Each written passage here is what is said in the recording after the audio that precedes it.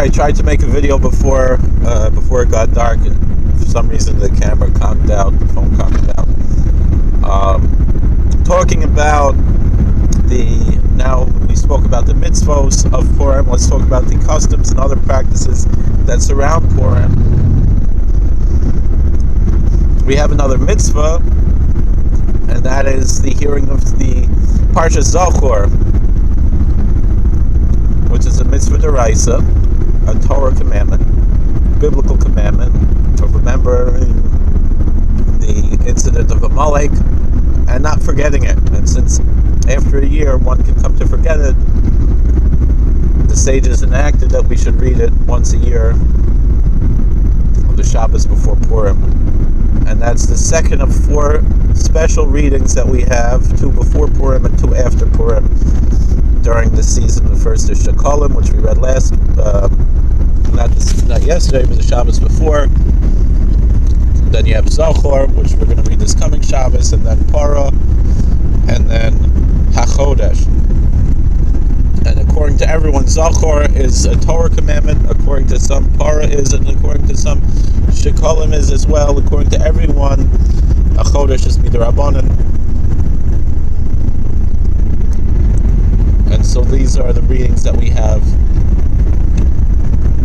special readings. If you're not able to make it to Shul Shabbos morning to hear Zachor, there's opinions that hearing the reading of Vayavoy Amalek on the morning of Purim works as well. There's also the whole question of Parshas Kiseitze.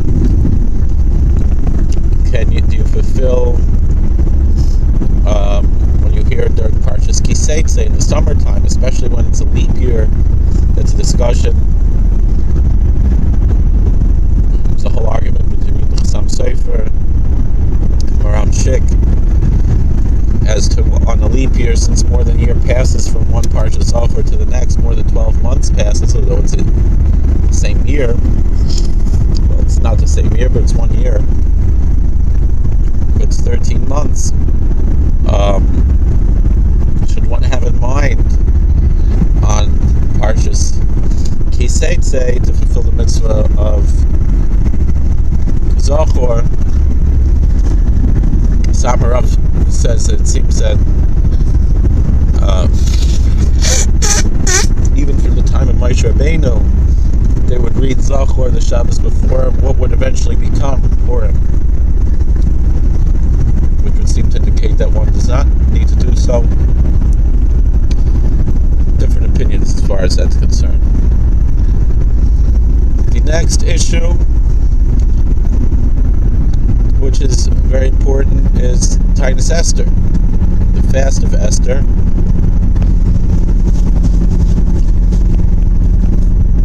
Whether one should, that we fast the day before Purim. There's a question of fasting 3 days, or Monday, Thursday, Monday before that. Different customs as far as that's concerned. Some will do a half a day because of that. This year, because the day before Purim is Shabbos, we push it back to the previous Thursday, so we don't have to go into the Megillah reading hungry as we would otherwise.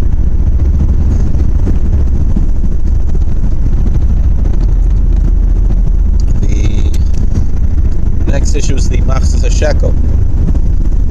And of course, the fast day is the regular fast day, with the Torah reading of a fast day, the Haftarah reading of a fast day, Slichos, and so forth.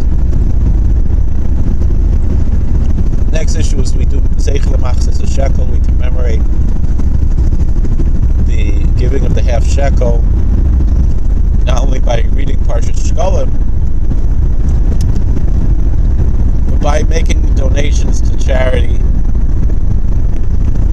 with the denomination of half coin of the type of money that's used in the country. So in America, we use the dollar. The half dollar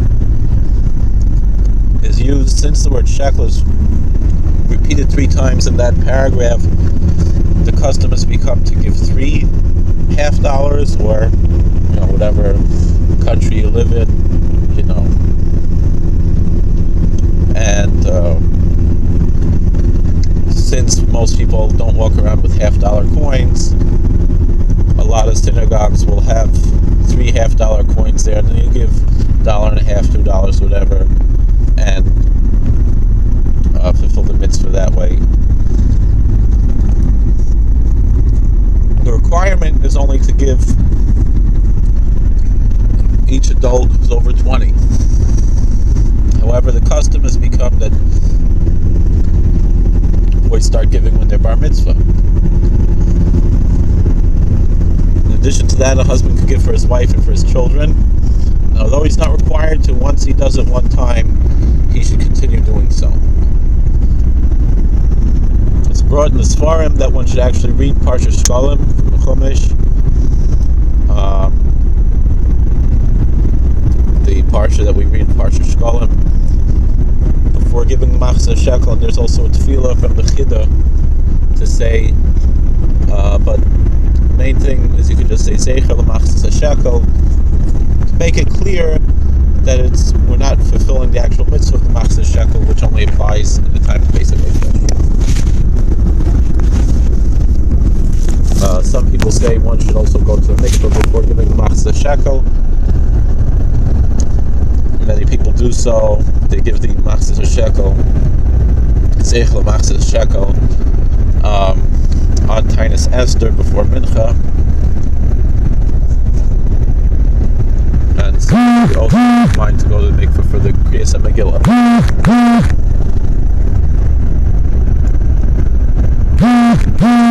The next thing I want to talk about on Purim are some of the other customs.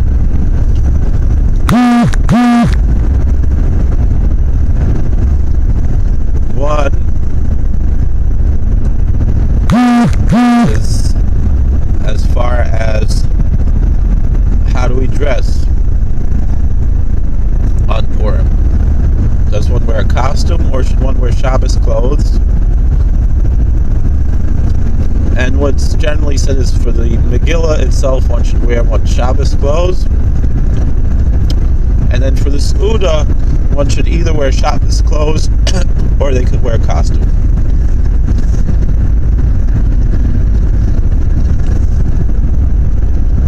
Beyond that, we have also Shushan Purim. Satmar said that Shushan Purim is the real Purim, is the main Purim in heaven, because that's the Purim of Yerushalayim. So there's more holiness to Shushan Purim than the actual day of Purim. However, we do not fulfill the mitzvahs of Purim on Shushan Purim. We have to do those ahead of time on the actual day of Purim. However, we still should wear Shabbos clothes on Shushan Purim. You know, if you wear a shtreimel, or if you wear a suit, a tie, a hat, whatever, bekisha, whatever you wear on Shabbos, you should wear in honor of Shushan Purim as well. And one can fulfill the mitzvahs of Shalach Manos, Matanos Levyonim, and the Suda as an addition, extra on Shushan Purim. And I myself, I try to give at least one Shalach Manos on Shushan Purim, have a Suda as well, and also make sure that some of my Matanos Levyonim are given in Yerushalayim for this reason as well. These things are not necessary, they're just nice things to do, adding to the marba and the simcha of Purim.